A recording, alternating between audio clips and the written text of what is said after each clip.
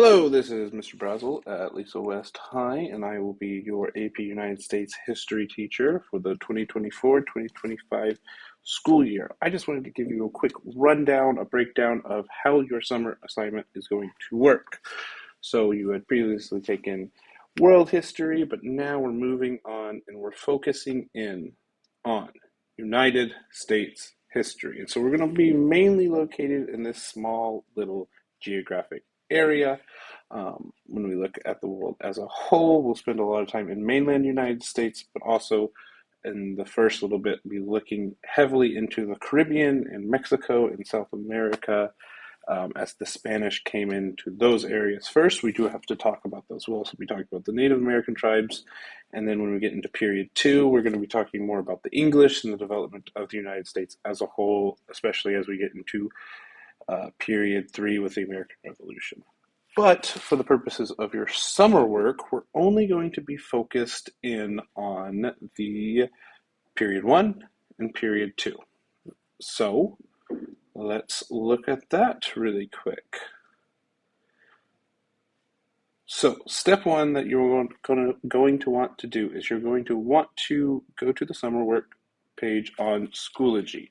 Now, you should all know where this is because this video is only posted in the Schoology page, so this shouldn't be an issue. Then you're going to click on the assignment. You're going to have a period one content journal as well as a period two content journal. We're going to be doing content journals throughout the entire year over each individual period/unit. So getting these down is really an important aspect of the summer work because it will affect you for the rest of the year. And I will break down on how we are going to do that. The biggest thing is please, please, please use the textbook. Please use the textbook. The textbook is posted in Schoology, but I will also provide a link to the online version of it because in the PDF version that you'll be able to see on Schoology, there are links within the textbook that you're not going to be able to click on. However, if you go to the online version of the textbook, then you can click on the links, and those links will provide more information and more context and more depth for you to learn and grow from. So make sure you do that as well, not just using the PDF that I upload, but the link for the textbook will also be in there. Now, how do you actually work on the assignment? Well, this is what the journal is going to look like. This is your objective. So on one side, you're going to have the learning objective. There will be one for each topic within the AP US history curriculum. And so this learning objective, the one I'm going to give you an example of, is explain how and why various native populations in the period before European contact interacted with the natural environment and North America. And then you're going to explain each of the historical developments using that learning objective. So A, B, C, and D. You look at those and explain how and why various native populations in the period before Europeans interacted with environment. I will show you an example of that. I know this can be kind of difficult to understand, so I am going to provide an example here in just a moment. The biggest thing when you're doing these, you need to identify at least one proper noun and then explain how that proper noun matches the proper noun under the historical development matches up with the learning objective. Again, I'll provide an example in just a moment. The biggest thing is, though, these must be handwritten. They absolutely must be handwritten. I will not accept the work if it is not handwritten. So, make sure it is handwritten. These content journals are going to be due 1 week after you get back to school for the fall semester. So please, please, please make sure you're actively working on these over the summer, and so you're not rushing last minute during that first week of school to get these done, because they are quite a lot.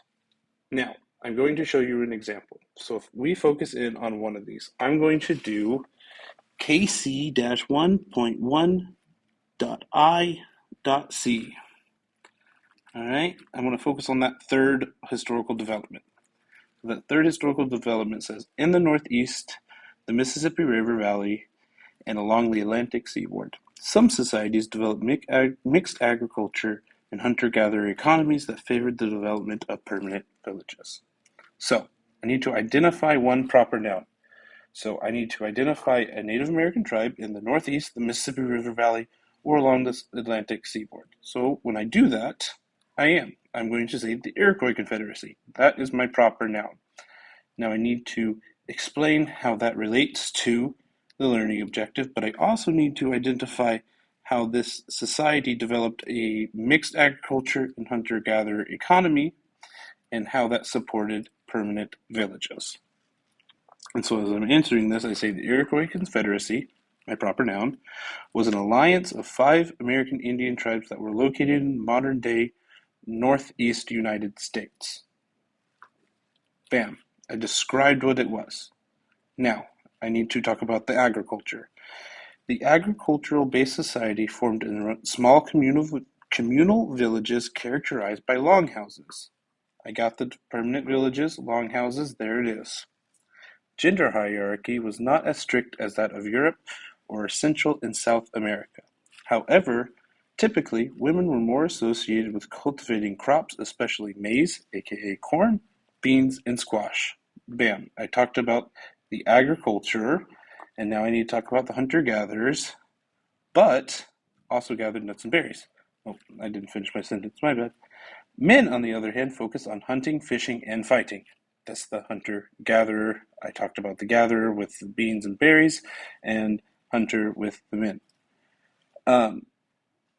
Despite this, though, despite the separated gender roles, both men and women were responsible for raising children. So I talk about how the society developed in permanent villages with the development of longhouses and how their mixed agricultural economy was supported by both men and women predominantly through agriculture or through hunter-gathering. And so I was specific, identifying all the different things.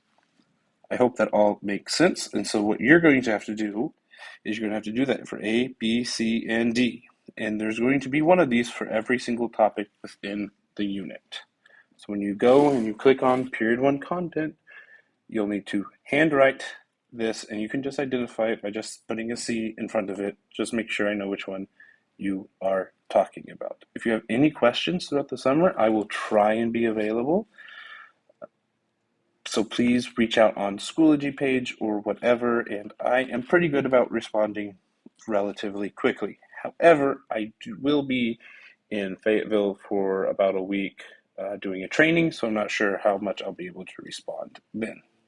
If you have any questions, though, please do reach out. Just be patient with my response time.